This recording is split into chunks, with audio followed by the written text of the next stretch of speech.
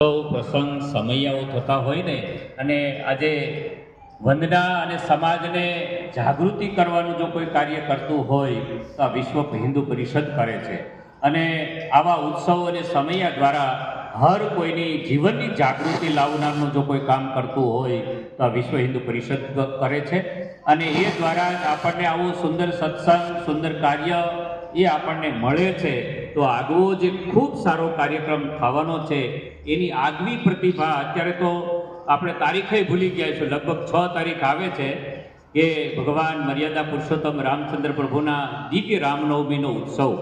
અને એ ઉત્સવની આગવી પ્રતિભા તમને બધાને આગળ જગાડવા પડે, કારણ કે સૂઈ ગયા હોય ને એટલે એને જાગૃત કરવા માટે કે ભાઈ ઉત્સવ આવે છે, ઉત્સવ આવે છે, એની જાગૃતિ માટે આ તનતોડ મહેનત કરી અને સમાજ આપણા માટે જાગૃત કરે છે કે આપણા સૌ કોઈના આરાધ્ય જે ઈષ્ટદેવ હોય.